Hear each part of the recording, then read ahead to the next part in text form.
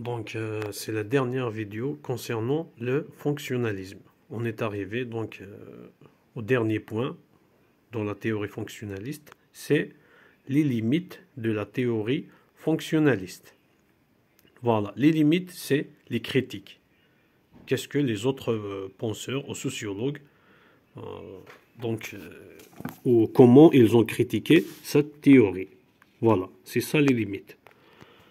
Voilà, donc ici dans ce cours, on a 7 points concernant les limites. Donc on va les citer un par un. Voilà.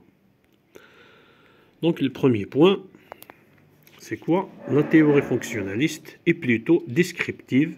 Elle n'explique pas le fondement ou l'origine de la fonction étudiée. Qu'est-ce que ça veut dire? Ça veut dire dans le fonctionnalisme, comme on l'a vu dans les vidéos précédentes, la théorie donc se focalise sur la fonction d'une action. Mais, en quelque sorte, il y a une négligence de l'origine. Comment est née cette question? Quels sont les éléments qui ont favorisé le développement d'un phénomène ou d'une action? Donc, la théorie fonctionnaliste a négligé d'approfondir sur le fondement ou l'origine d'une action ou des phénomènes. Donc, elle se base sur la fonction, les effets, la finalité donc de l'action. C'est ça. Le deuxième point, donc le structuro-fonctionnalisme de Parsons est une théorie excessivement abstraite et globalisante. Qu'est-ce que ça veut dire? Ça veut dire que c'est quelque chose de théorie. Il n'est pas donc confronté à la réalité. Il n'est pas confronté à la partie empirique. Genre, c'est juste des idées. En plus, elle est beaucoup globalisante. Donc on ne peut pas étudier un phénomène spécifique en suivant le structuro-fonctionnalisme. Bien sûr, on peut l'étudier, mais on n'aura pas des résultats pertinents. Voilà, c'est ça. Donc, le deuxième point, le structuro-fonctionnalisme de Parsons est une théorie excessivement abstraite, genre elle est loin du terrain, voilà, et globalisante, ça veut dire on ne peut pas étudier, elle parle en général de la société, etc. Elle ne parle pas des phénomènes, on ne peut pas étudier un phénomène spécifique en se basant sur cette théorie. On peut l'étudier, mais on n'arrivera pas à de bons résultats. Voilà. Troisième point, donc, qu'est-ce qu'on a? On a Wright Mills, qui est un sociologue américain, donc était l'un des premiers à reprocher à Parsons de ne pas s'interroger sur l'origine et le rôle idéologique des valeurs. C'est presque comme le deuxième point. Donc ici, ce sociologue Wright Mills a critiqué Parsons dans le point de l'origine et le rôle idéologique des valeurs. Genre, dans le fonctionnalisme, ils ont négligé ces deux points. L'origine, on a dit, et le rôle idéologique des valeurs aussi. Donc, c'est un point que Wright Mills a amené comme critique pour le fonctionnalisme de Parsons. Quatrième point, en insistant sur la stabilité et la reproduction, Parsons réduit le changement à un phénomène endogène. Qu'est-ce que ça veut dire? Donc Parsons, dans son structuro-fonctionnalisme, on est dans le quatrième point, donc insiste sur la stabilité, genre la société est un tout organisé, stable, qui fonctionne, tous les éléments fonctionnent pour le bien pour pour garder donc l'unité donc de cette l'unité et la stabilité de la société, et reproduire les mêmes modes donc les mêmes modes si on peut dire de culturel, les mêmes modèles culturels ou les mêmes modes de vie sont reproduits avec le temps.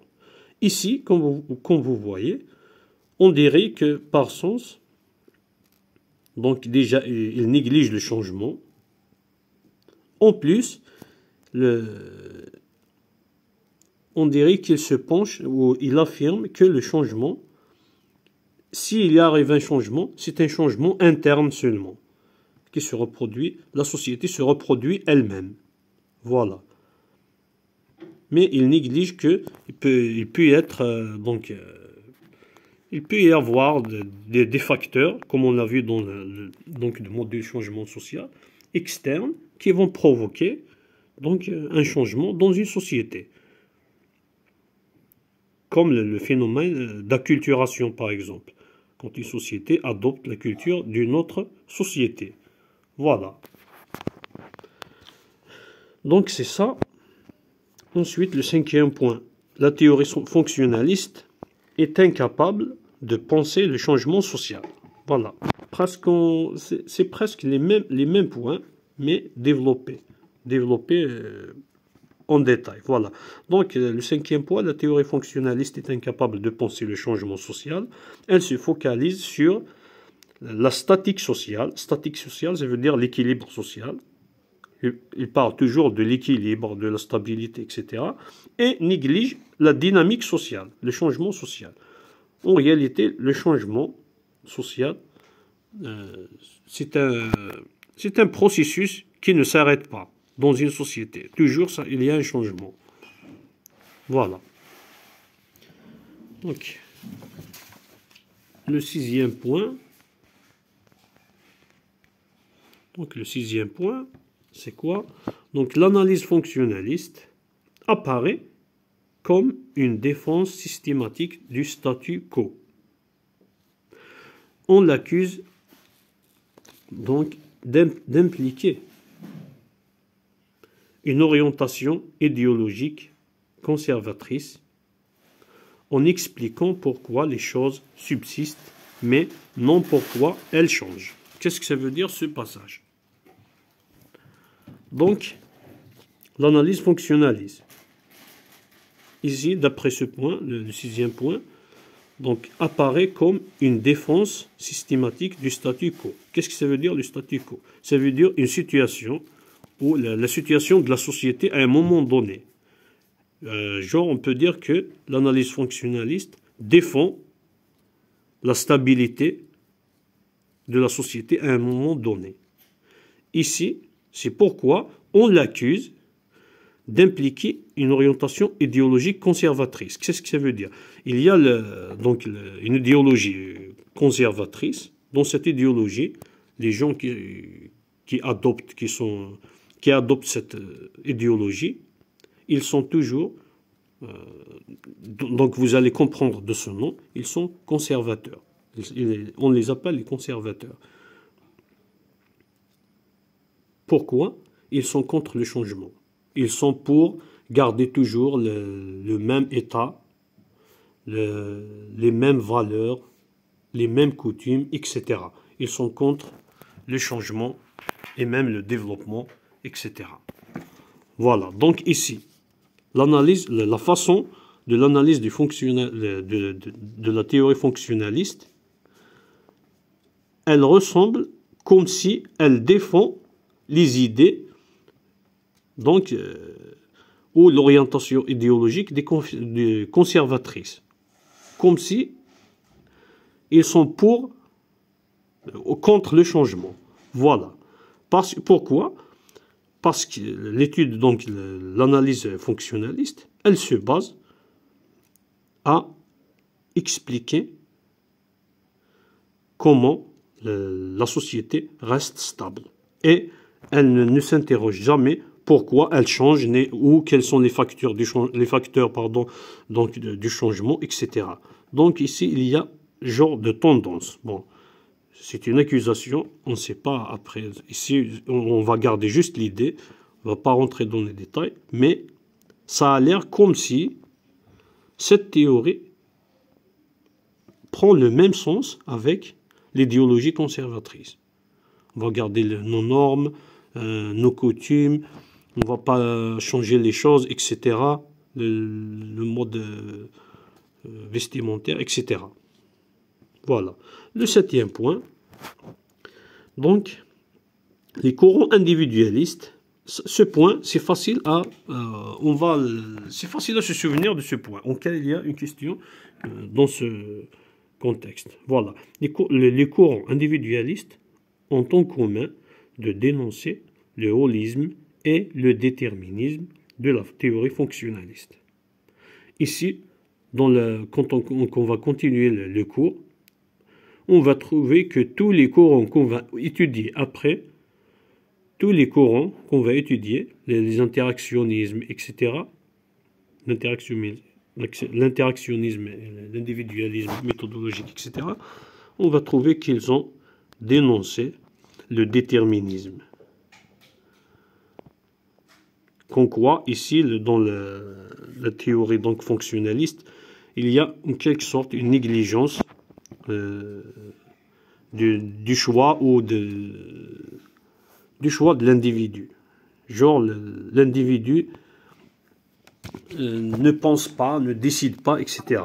Il est déterminé, les choix et les actions de l'individu sont déterminés par le groupe, par la structure, etc. Ça, c'est un point que tous les courants individualistes donc, ont dénoncé dans la théorie fonctionnaliste. Voilà, c'est le 7e point.